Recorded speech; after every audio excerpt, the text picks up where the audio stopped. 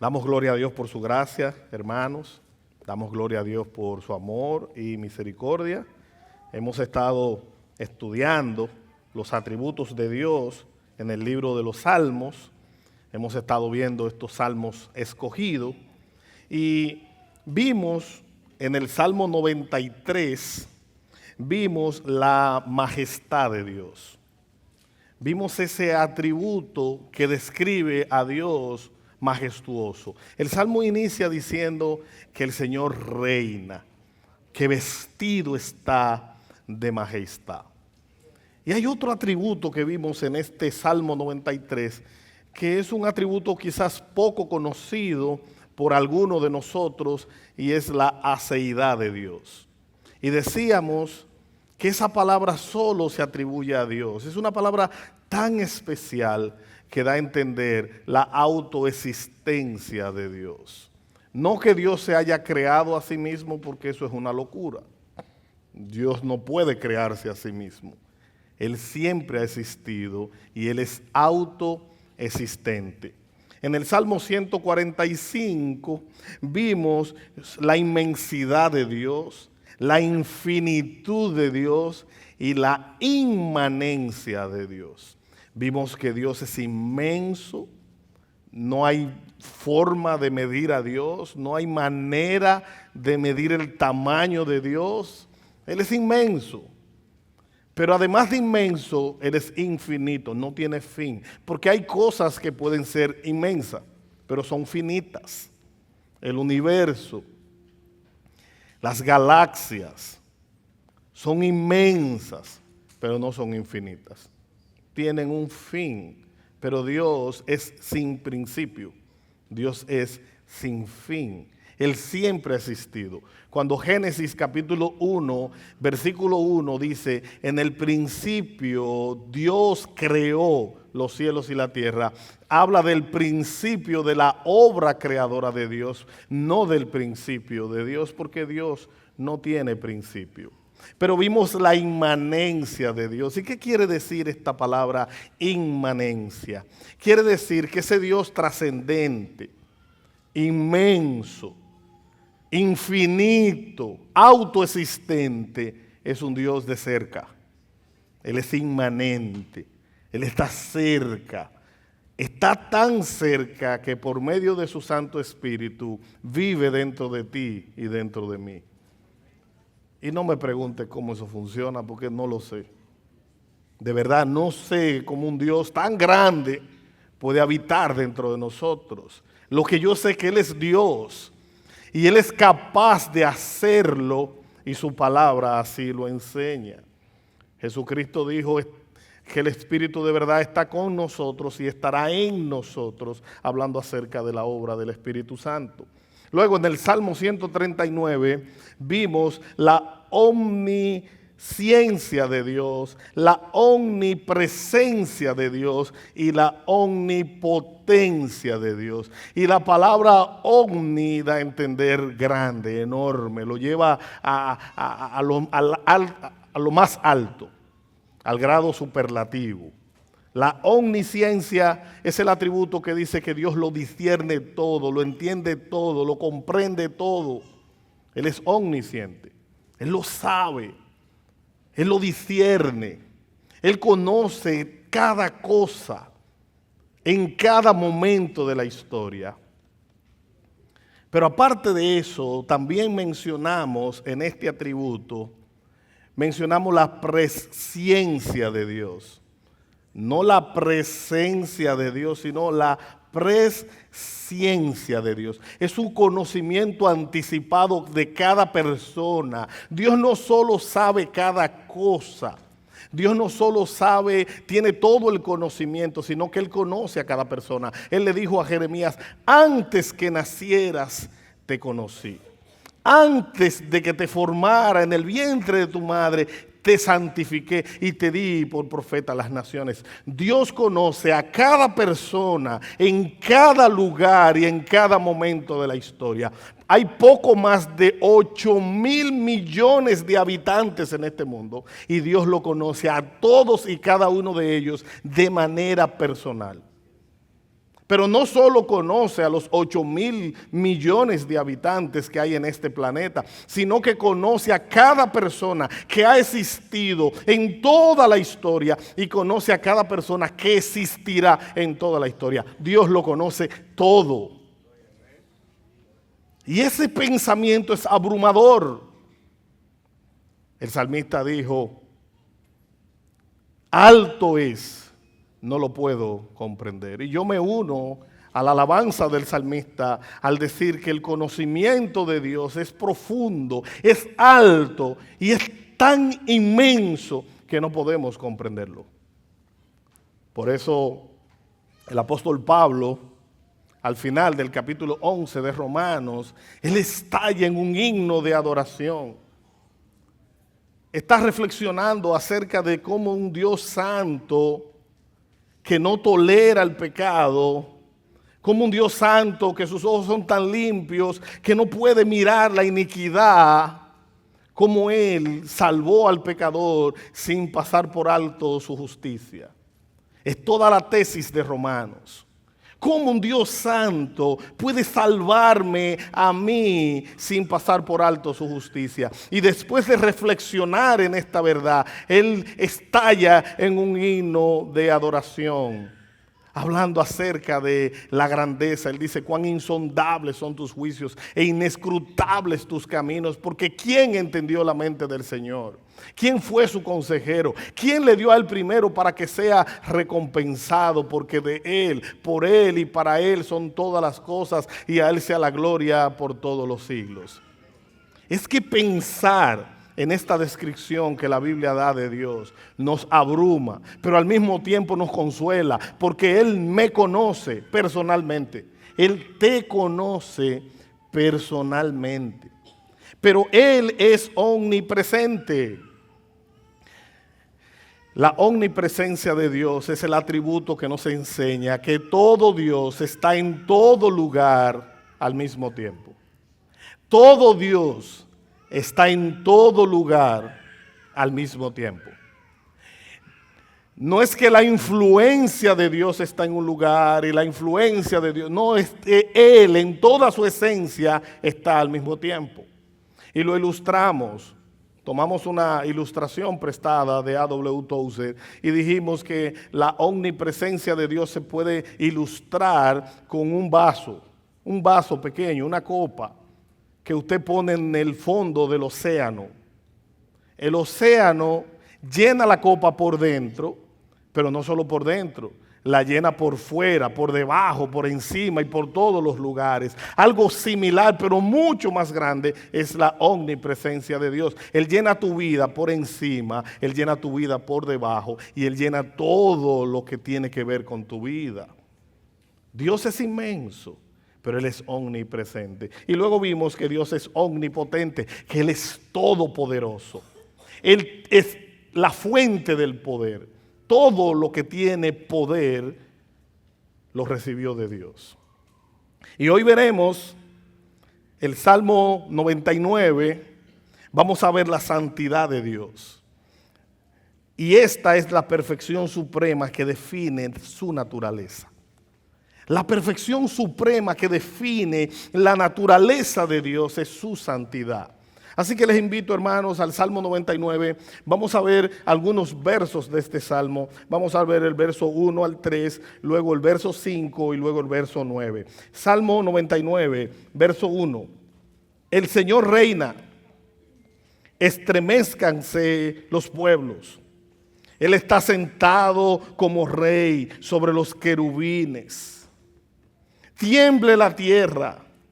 El Señor es grande en Sión, exaltado sobre los pueblos. Alaben tu nombre grande y temible. Él es santo. El verso 5. Exalten al Señor nuestro Dios. Póstrense ante el estrado de sus pies. Él es santo. Verso 9. Exalten al Señor nuestro Dios. Póstrense ante su santo monte, porque santo es el Señor nuestro Dios. Padre, una vez más acudimos a ti en oración. Nuestros corazones están expectantes. Nuestra mente está dispuesta a aprender de este glorioso atributo. Una manera de poder servirte mejor y adorarte mejor es a través de conocerte. Y no podemos conocerte sin conocer lo que tú has revelado en tu palabra. Así que, Señor, por favor, ayúdanos a ver este salmo y a contemplar esta enseñanza y tomar acción en base a lo que aprendemos. En el nombre de Jesús. Amén y amén. Póngase cómodo, por favor. Hoy queremos responder a 3 preguntas. Básicamente 3 preguntas queremos responder el día de hoy. La primera, ¿qué es la santidad de Dios? ¿Qué es la santidad de Dios? La segunda, ¿cómo su santidad se ve en la cruz de Cristo? Y la tercera, ¿cómo su santidad transforma nuestras vidas? 3 preguntas para iniciar explorando este tema. Porque déjeme decirle, hermano, que este tema es tan vasto que un sermón no daría para hacerlo. Lo que queremos hoy es ver en esencia lo que este salmo transmite acerca de este tema tan extraordinario como la santidad de Dios. Así que en primer lugar, hermanos, ¿qué es la santidad de Dios? ¿Qué es la santidad de Dios? Voy a dar algunas definiciones que hemos recopilado a lo largo de los años sobre este tema extraordinario. La santidad de Dios es su pureza absoluta. Es la belleza perfecta de su carácter, sin mancha ni sombra de pecado.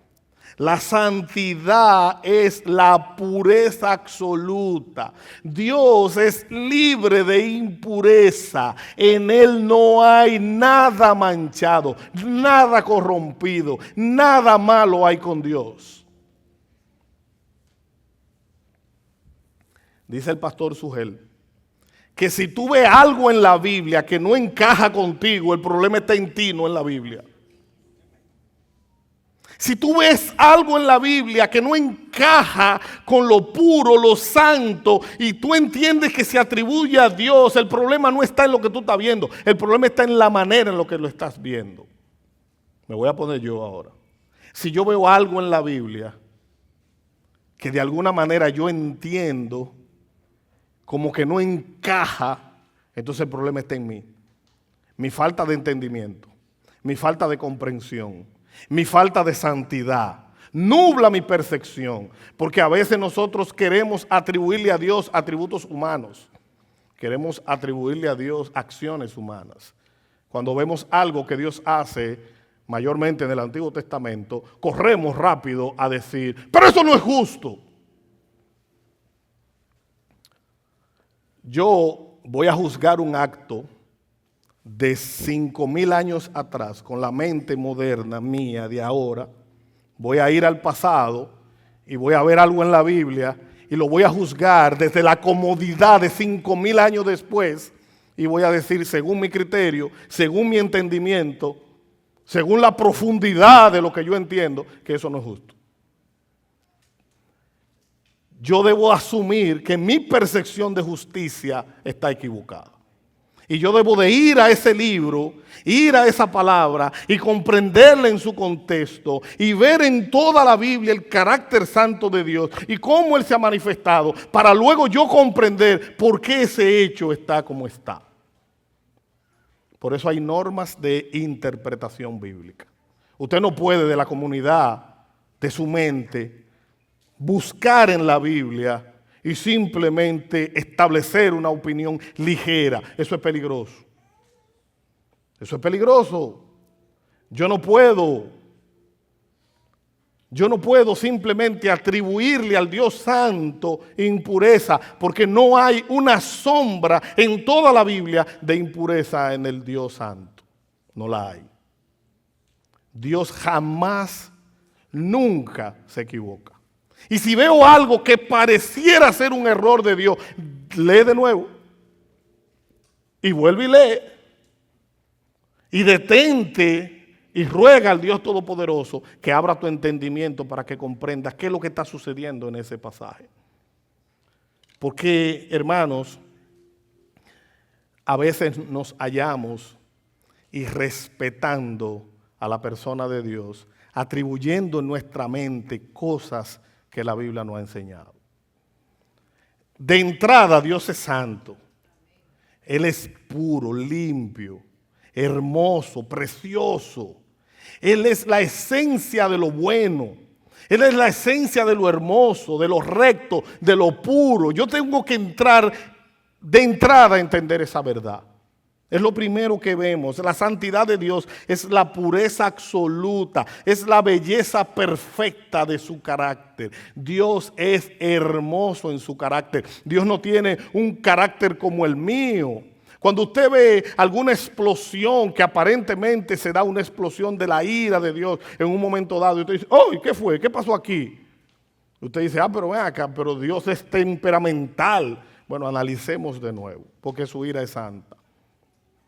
Y nunca, jamás, Dios actuará por un impulso, porque Dios es dueño de todo el conocimiento y dueño de toda la gracia. Entonces yo tengo que ver qué movió al Señor a poner ese ejemplo. De hecho, algunos de esos impulsos que vemos, por ejemplo, cuando Dios exterminó a Usa, cuando tocó el arca del pacto, nosotros vemos un ejemplo que Dios está poniendo. Él dijo, mi arca es mi trono, nadie la toque. Y Usa, bien intencionado, la tocó. Y Dios decidió juzgar ese toque. Entonces, cuando vemos pasajes como estos, a veces nosotros podemos decir, pero entonces, ¿y qué fue? Dios es temperamental. No, mi hermano, Dios no es temperamental. Dios es santo y Él estableció una manera de acercarse y los hombres la violaron y Dios pasó por alto en algunas ocasiones eso y en otras ocasiones decidió poner un ejemplo. Esa es la diferencia entre lo que nosotros vemos, hermanos. Dios es sin mancha y sin sombra de pecado. En Éxodo capítulo 15, versículo 11 leemos, el Señor, oh Señor, ¿quién es como tú?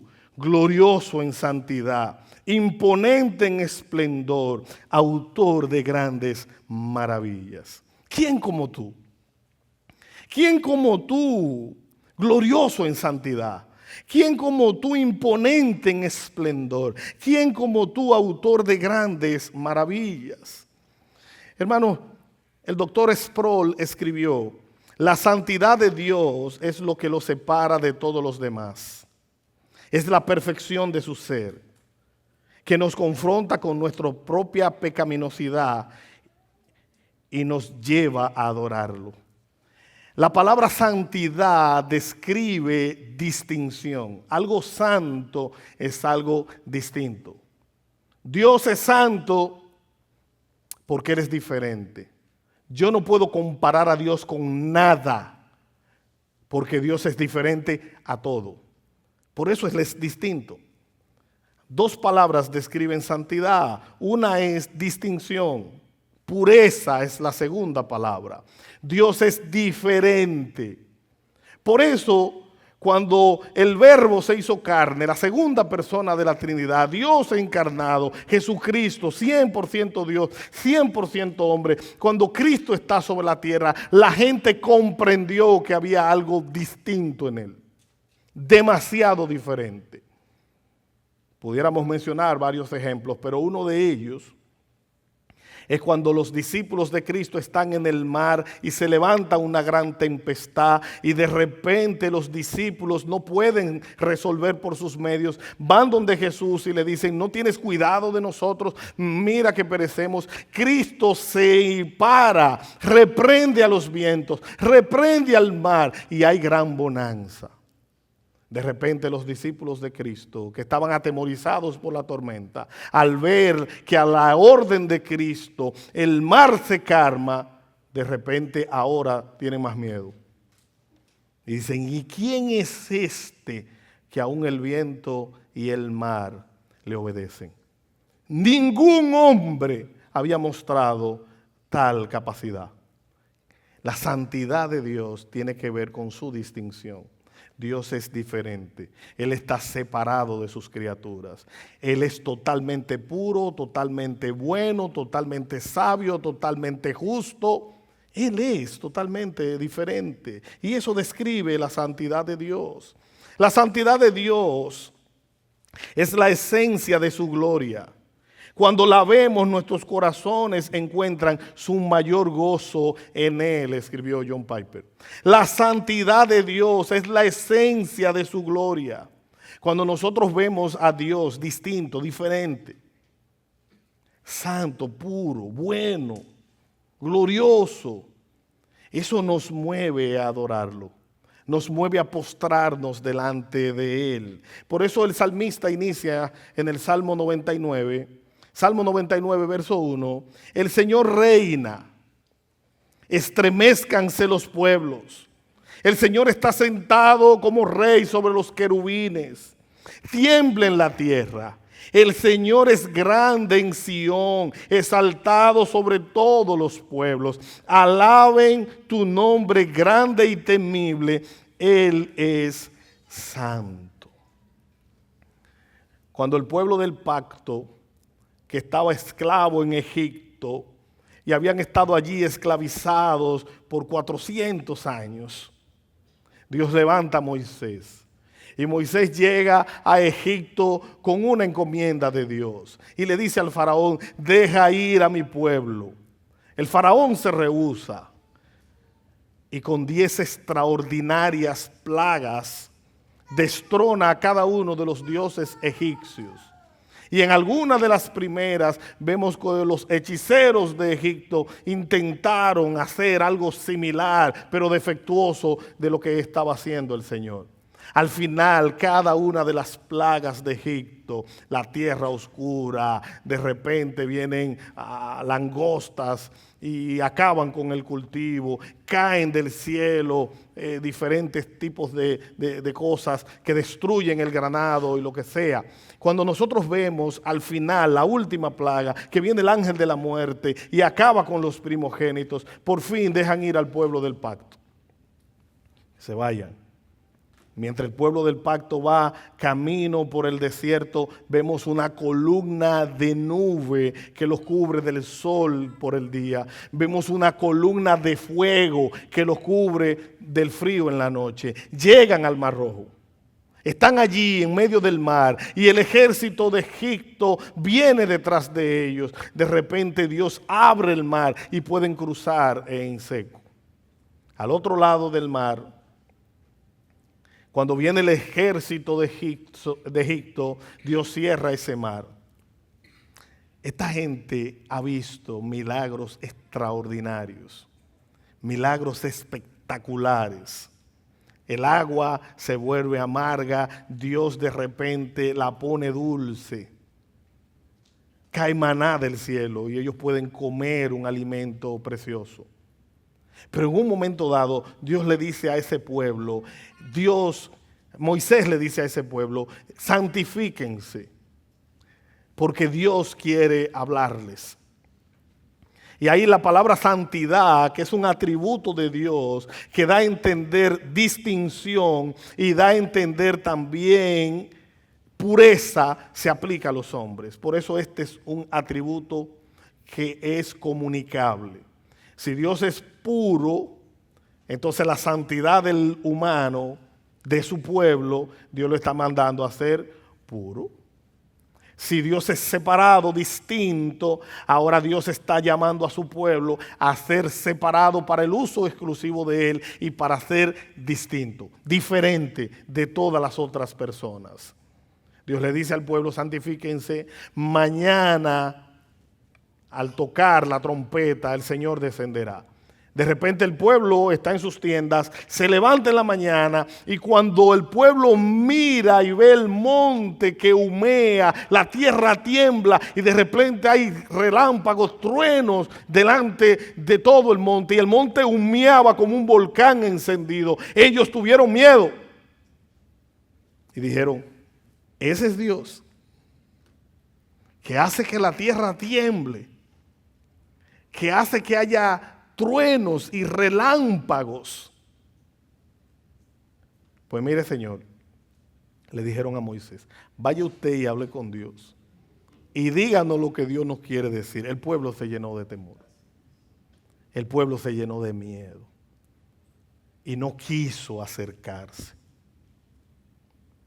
Dios es santo, glorioso, temible, pero la santidad de Dios no nos debe llevar a huir de Dios como ese pueblo, porque Dios en la persona de Cristo se hizo hombre y proveyó un camino para que tú y yo nos acerquemos a Él.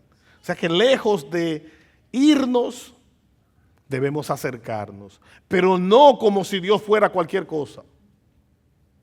Nos debemos acercar en confianza, pero entendiendo que Él es distinto, poderoso, glorioso, santo.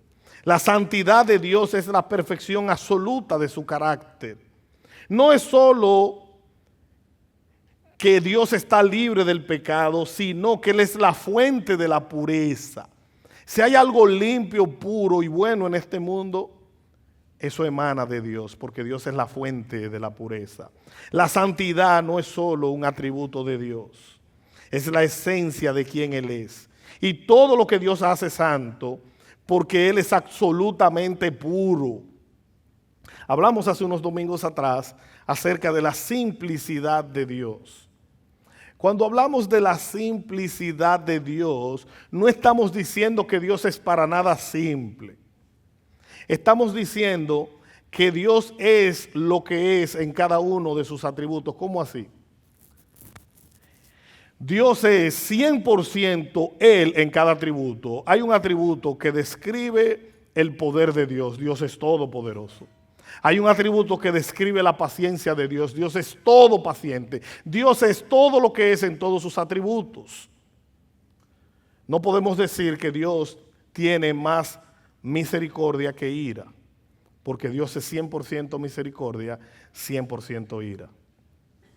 Entonces cada atributo de Dios es santo. Su poder es santo, su justicia es santa, su gracia es santa, su paciencia es santa.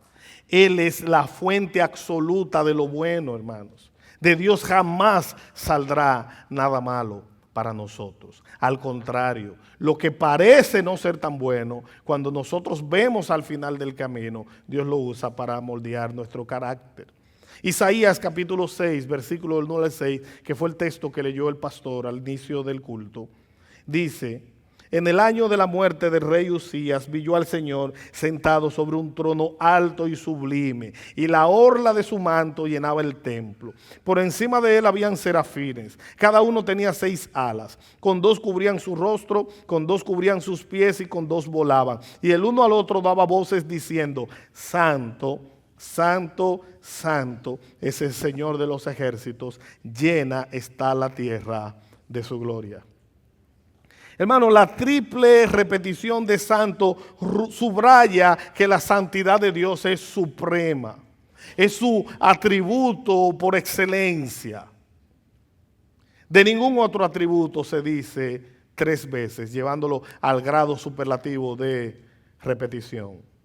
Cuando la Biblia repite algo, nos quiere llamar la atención. Cuando Jesucristo dice: de cierto te digo. Esa repetición, Cristo está diciendo: presta atención a lo que te voy a decir porque es importante. De cierto te digo. Pero cuando algo llega al tercer nivel de repetición, lo que la Biblia te está diciendo, préstale mucha atención a lo que te estoy diciendo. Y la Biblia dice que Dios es santo, santo, santo. La repetición en 3 ocasiones seguidas de la palabra santo nos llama la atención a este atributo. Este atributo muestra la esencia de su carácter. Él es fuerte, Él es sabio, Él es justo, Él es santo, Él es puro, Él es separado, distinto, y eso a nosotros debe llenarnos de gozo, hermanos. La santidad de Dios es la belleza de su carácter. Esa belleza nos hace temblar. Pedro dijo, apártate de mí porque soy pecador, cuando vio la santidad de Cristo. La Biblia dice que Dios no desprecia un corazón contrito y humillado. La actitud con la cual nos acercamos a Dios debe ser una actitud de reverencia y santo temor. Sí, la Biblia dice que me acerque con confianza al trono de la gracia y hallar gracia en el oportuno socorro, pero al mismo tiempo me dice que cuando me acerque recuerde que estoy frente a Dios. Recuérdalo. Tú estás frente a Dios. Es triste como esta generación ha cualquierizado la idea de la adoración a Dios. Es triste como yo en mi propia vida me he hallado poniendo la reunión, el culto o mi tiempo con Dios en mi devocional, en mi propia casa, como algo trivial, como algo que se puede posponer, como algo que yo lo puedo hacer para luego. Como si la idea de la adoración a Dios no estuviera en un lugar preeminente en mi propia vida. De repente yo estoy orando o leyendo la Biblia y mi teléfono suena y rápido voy a ver quién me está llamando. Como si ese momento no fuera especial. Yo estoy seguro que a veces usted está haciendo algo y suena su teléfono y usted lo deja que suene. Hay cosas o hay conversaciones con personas importantes que tú y yo tenemos que es tan especial ese momento que cuando suena mi teléfono yo decido no escucharlo. Entonces la pregunta sería, si ese tiempo que paso con el Dios Santo, glorioso y extraordinario, no es tan especial, o es un tiempo trivial, es un tiempo por el cual yo puedo jugar con Él. Si la reunión del pueblo de Dios en el día del Señor no es algo tan importante que yo puedo relegarlo a cómo está el clima. Porque depende de cómo esté el clima, yo voy a responder a la invitación del pueblo de Dios a honrar y glorificar a su Dios. Pienso que debemos darle mente a en qué lugar nosotros tenemos ese acercamiento al Dios Santo. ¿En qué lugar lo tenemos? Hermanos, habiendo visto qué es la santidad de Dios, veamos en segundo lugar cómo su santidad se ve en la cruz de Cristo. Hemos visto que la santidad de Dios es su pureza, su distinción, su belleza. ¿Cómo eso se ve en la cruz de Cristo? El doctor Sproul escribió, en la cruz la santidad de Dios se muestra en su rechazo absoluto al pecado. Dios no puede tolerar el mal y en Cristo Él lo juzgó completamente. Mire cómo funciona esto. Dios Santo no puede tener comunión con el pecado. Su santidad no se lo permite. Entonces el Dios Santo ideó un plan para poder acercarse a nosotros por medio de la persona de Jesucristo. Hemos dicho que la esencia del Evangelio tiene que ver con el sacrificio de Cristo en el Calvario. Como dice Ramón Osorio, es en la cruz y la tumba vacía donde está la esencia del Evangelio. Cuando alguien pecaba, Adán, el primer hombre, cuando pecó en aquella rebelión, Dios salió en busca de Adán y Dios lo vistió con pieles de animales, prefigurando los sacrificios por el pecado. La Biblia dice que sin derramamiento de sangre no hay remisión del pecado. Yo no puedo acercarme a Dios en pecado, imposible. Yo no puedo tener comunión con Dios en pecado, imposible. Necesito que mi pecado sea cubierto para poder acercarme a Dios. Cuando el pueblo del pacto pecaba y iba a acercarse a Dios, tenía que hacerlo en santidad, pero no la tenían porque habían pecado. Entonces había una especie de transferencia de cuenta, una especie de sustitución. Un animal inocente moría en lugar del culpable. Nadie podía acercarse a Dios estando en pecado. Tenía que estar santificado, limpio. Pero el ser humano no podía limpiarse por sus propios medios. Él no podía limpiarse por su propia iniciativa. Entonces él tenía que hacer una sustitución. Él, que debía acercarse a Dios y no podía hacerlo con su pecado, necesitaba que alguien limpio tome el lugar de él sucio y que él tome el lugar del limpio. Y ahí es donde se da el sacrificio. La única manera de acercarnos a Dios es por medio del sacrificio de Cristo, porque Él es santo y su santidad amerita pureza. Y la pureza de Cristo se me transfiere a mí. Y mi pecado Cristo lo llevó en la cruz del Calvario. ¿Por qué decimos que al orar debemos hacerlo en el nombre de Jesús? No porque la palabra en el nombre de Jesús sea mágica. No es que si no la menciono no oré correctamente. Yo la menciono para recordarme que cuando me acerco a Dios no lo hago en mis méritos. No lo hago por mi propia capacidad, sino en el nombre de Cristo.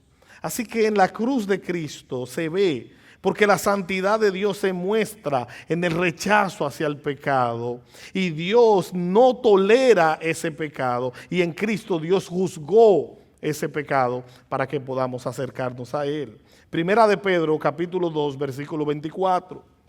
Él mismo llevó nuestros pecados en su cuerpo sobre la cruz, a fin de que muramos al pecado y vivamos a la justicia, porque por sus heridas fueron ustedes sanados. Y ahí Pedro está citando parte de Isaías, capítulo 53, que habla de que más el herido fue por nuestros pecados, molido por nuestras rebeliones. El castigo de nuestra paz fue sobre él, y por sus llagas fuimos nosotros curados. La cruz de Cristo simboliza el perdón de los pecados, pero no que Dios simplemente lo perdonó, hizo borrón y cuenta nueva, sino que Dios cargó tu pecado y mi pecado sobre Cristo, porque la santidad de Dios exige pureza y tú y yo no la tenemos. Y a través de Cristo somos limpiados de nuestros pecados, a través de Cristo somos limpiados de nuestra impureza, y ahora podemos acercarnos al Dios Santo porque Cristo nos ha santificado. Y eso se conoce como esa santificación que es posicional delante de Cristo. Y ahí entra otro proceso de santificación progresiva. John Piper escribió: la cruz es el lugar donde la santidad de Dios se encuentra con su amor. La cruz es el lugar donde la santidad de Dios, su justicia, se encuentra con el amor de Dios. Allí Cristo cargó nuestro pecado para que pudiéramos ser atraídos a la gloria de Dios. Mira cómo lo describe Romanos. Romanos capítulo 5, versículo 8. Pero Dios demuestra su amor para con nosotros, que aun siendo pecadores, Cristo murió por nosotros. El sacrificio de Cristo es la obra perfecta del amor de Dios hacia nosotros. La cruz no solo castiga el pecado, sino que revela, que muestra la gracia de Dios. Sí, hermano, tu pecado, mi pecado, fueron clavados en la cruz del Calvario, anulando el acta de los decretos, como dice Colosenses. La cruz de Cristo, su sacrificio por nuestros pecados, no solo anuló el pecado, no solo nos quitó el pecado, no solo nos limpió del pecado y nos puso en una mejor condición delante de Dios.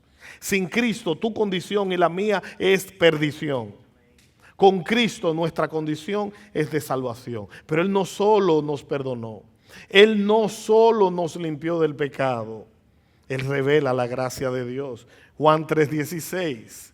Porque de tal manera amó Dios al mundo, que dio a su Hijo unigénito para que todo aquel que cree en Él no se pierda, sino que tenga vida eterna. El sacrificio de Cristo muestra el amor de Dios y muestra la gracia de Dios. Recuerdo una canción muy vieja. No me voy a atrever a cantarla porque usted sabe. No me atrevo. Dios no me dio ese don, no me dio esa gracia. Esa canción dice: si quieres prueba de mi amor, mira el Calvario. Si quieres prueba de mi amor, mira mis manos. Si quieres prueba de mi amor, mira mi costado. Impresionante. ¿Tú quieres prueba del amor de Dios? Mira el Calvario. Mira la cruz de Cristo. Ah, Dios no me ama. Mira a Cristo y su sacrificio. El santo se hizo pecador para que tú, pecador, ahora seas santo. El inocente muere por los culpables para que ahora tú seas justificado delante de Dios y tengas libre acceso a la presencia de Dios, no por tus obras, sino por la obra de Cristo. Ahora podemos acercarnos con confianza al trono de la gracia. Podemos orar con confianza, pero no en nuestro nombre, ni por nuestros méritos. Así que cuando usted se acerca a Dios, hágalo en confianza, pero hágalo entendiendo que usted está hablando con Dios. No cualquierice ese momento. Dios es santo, sublime y glorioso. Él es extraordinariamente hermoso. No hay un momento más especial en todas nuestras vidas que acercarnos ante Él en oración. Y si usted no lo entiende y no lo percibe, ruegue al Señor que abra su entendimiento y que usted pueda ver la belleza de Cristo reflejada en su sacrificio, mi hermano. Romanos 5:8. Pero Dios demuestra su amor para con nosotros en que siendo aún pecadores, Cristo murió por nosotros. Él lo demuestra. Es la demostración. El amor de Dios tiene demostración. No es un amor romántico sin demostración tangible de eso. El amor de Dios se desprende y da a Cristo. Así que, hermanos, habiendo visto qué es la santidad de Dios y habiendo visto cómo esa santidad se ve en la cruz de Cristo, veamos en tercer lugar cómo su santidad transforma nuestras vidas. Cómo la santidad de Dios transforma nuestras vidas. Hermano, lo primero que hace la santidad de Dios es que nos confronta, nos humilla y nos transforma. Job, que había padecido, que había tenido pruebas terribles, él dijo: yo quiero una audiencia con Dios. Que alguien me diga dónde está el Señor. Yo quiero que Él me diga por qué yo estoy pasando todas estas cosas. Sí, el justo Job. Quiero hablar con Dios. Que alguien me lo traiga. Dios le dio una audiencia. Y cuando Dios empezó a hablar, y Dios empezó a describir su carácter, quién Él es, Dios le dice a Job: Job, yo voy a hablar y quiero que tú me respondas. Job, cuando yo hice el mundo, ¿dónde tú estabas? Job, cuando le puse límites a la tierra, al mar, ¿dónde estabas? Job, cuando puse tu cerebro, ¿dónde tú estabas? Job, y Dios empieza a cuestionar a Job. Al final, ¿sabe lo que dice Job? He aquí que yo soy vil, mi mano pondré sobre mi boca. En pocas palabras está diciendo: me callé. Y él dice: tú hablarás y yo responderé. Y al final dice: de oídas te había oído, mas ahora mis ojos te ven. Lo primero que hace la santidad de Dios es que nos confronta. En el año de la muerte del rey Usías, dijo Isaías: vi yo al Señor sentado sobre un trono alto y sublime, y la orla de su manto, el ruedo del manto de Dios, llenaba todo el templo. Por encima de él habían serafines. Cada uno tenía 6 alas, ángeles. Y ellos volaban con una, cubrían su rostro, cubrían sus pies y daban voces diciendo: Santo, Santo, Santo, el Señor de los ejércitos, toda la tierra está llena de su gloria. Y de repente la tierra empezó a temblar. Los quiciales de las puertas se estremecían con la voz del que clamaba. Y de repente Isaías también empezó a temblar. Y cuando Isaías vio a Dios santo, hermoso, sublime, él vio su propio pecado. Y él dijo: ay de mí que soy muerto, porque siendo hombre de labios inmundos y habitando en medio de un pueblo de labios inmundos, mis ojos han visto al Rey, el Señor de los ejércitos. Todo aquel que se encontró con Dios en toda la Biblia tembló. Sintió que era un pecador. Sintió su indignidad. Cuando Moisés ve una zarza ardiente que no se consume, se acerca para ver. Dios le habla de en medio de la zarza y le dice: quita el calzado de tus pies, porque el lugar que pisas es santo. La respuesta de Moisés fue humillación. Yo no entiendo cómo estos pseudos cristianos dicen que Dios se encontró con ellos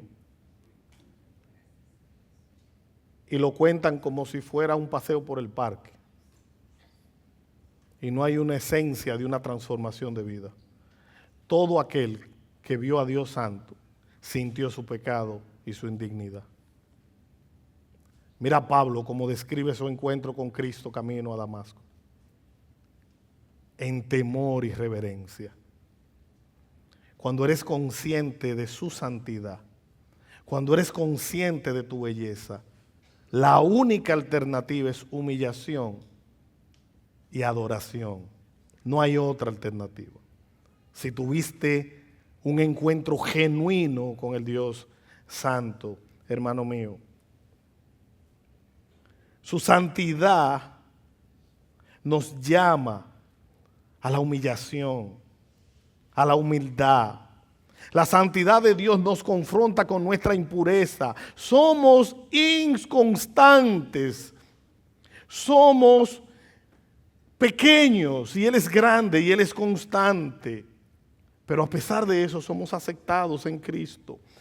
El doctor Sproul escribió de nuevo: la santidad de Dios nos muestra lo lejos que estamos de Él. Él es distinto, separado, diferente.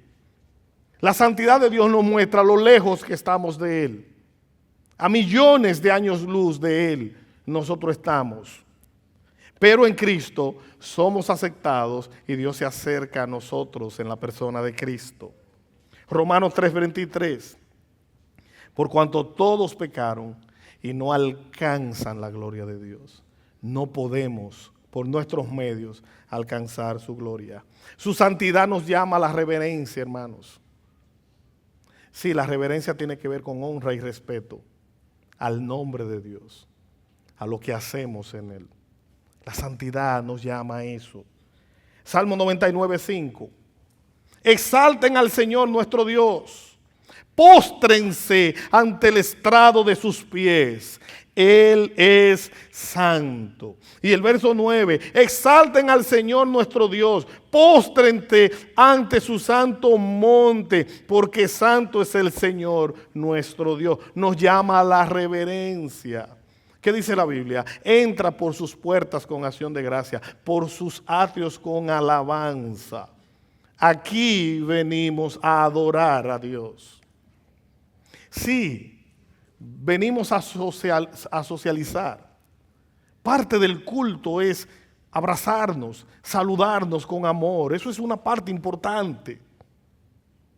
Pero la esencia de esta reunión es adorar al Dios del cielo juntos y aprender de Él por medio de su palabra. Esa es la esencia de esta reunión.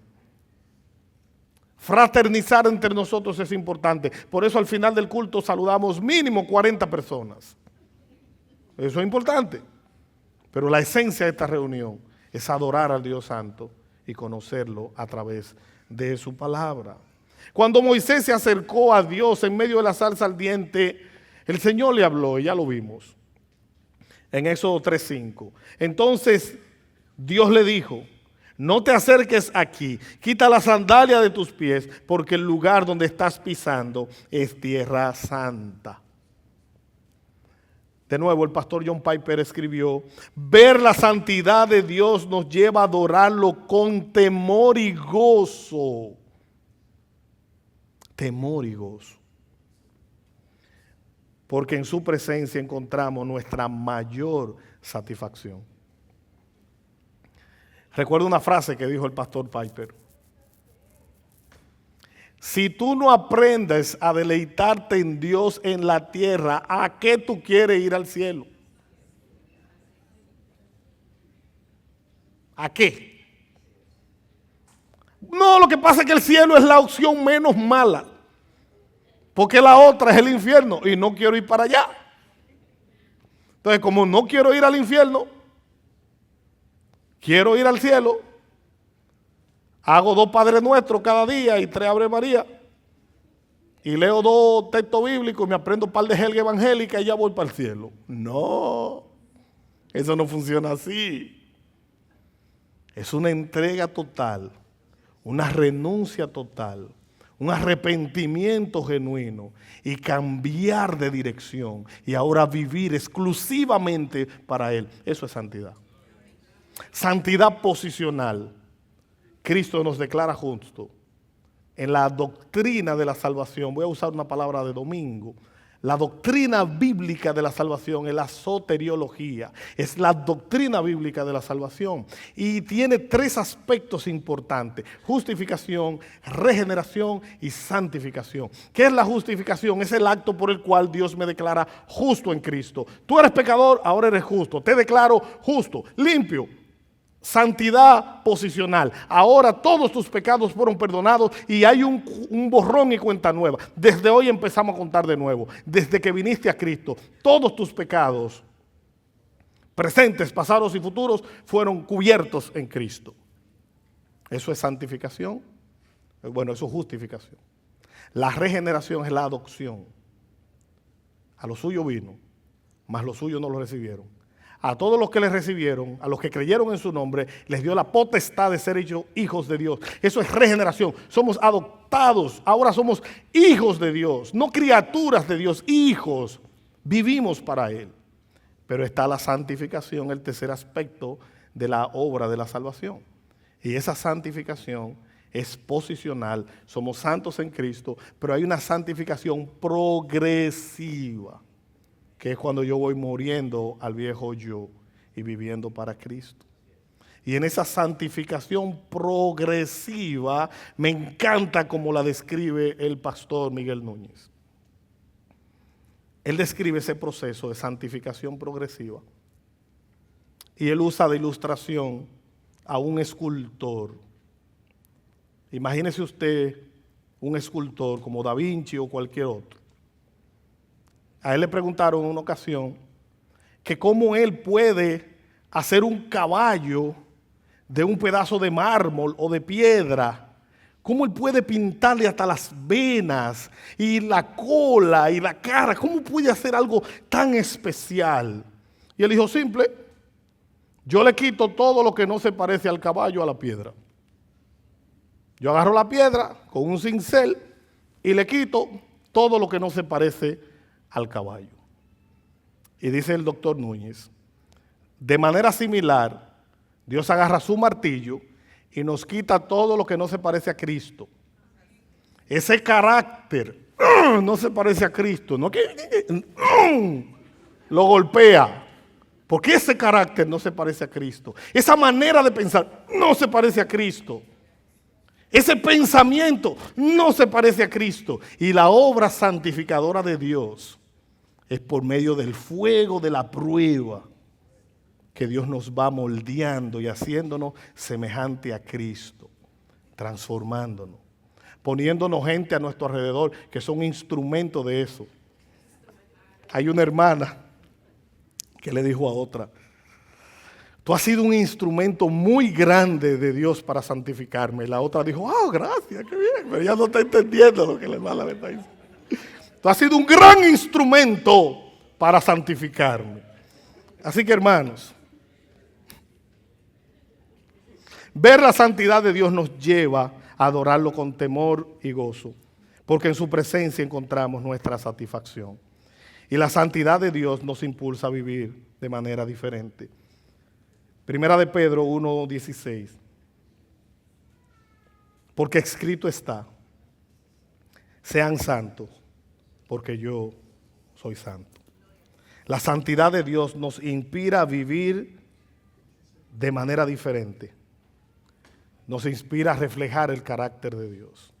Así que finalmente, hermanos, la santidad de Dios es la razón por la cual temblamos y a la vez confiamos. Tiemblo y confío. Cuando vemos la santidad de Dios, nuestro corazón encuentra su mayor gozo al adorarle y vivir para Él. Hermanos, que al contemplar la santidad de Dios, nuestros corazones sean sobrecogidos de un asombro tan grande que ninguna distracción del mundo pueda competir con Dios. Que al ver su perfecta pureza, seamos humillados hasta el polvo, reconociendo nuestra pequeñez, nuestra indignidad, nuestro pecado y su majestad. Que al contemplar su santidad, se despierte en nosotros un fuego santo, hermanos, que nos impulse a vivir para Él cada día, porque en Él y solo en Él encontraremos, hermanos, gozo y satisfacción en este mundo. Solo en Cristo lo encontraremos. Padre, gracias por tu carácter santo. Gracias, Señor, por el reflejo glorioso de quién eres en tu palabra. Ayúdanos, Señor, a reconocer esa belleza, esa grandeza y esa gloria, y a caer postrados a tus pies en un acto de adoración. Que al contemplar tu belleza, grandeza y gloria, podamos renunciar a nuestras propias vidas, renunciar al control de nuestras propias vidas y rendirnos por completo a ti. Oh Señor, ayúdanos a adorarte, exaltarte, porque tú eres santo. En el nombre de Jesús. Amén y amén.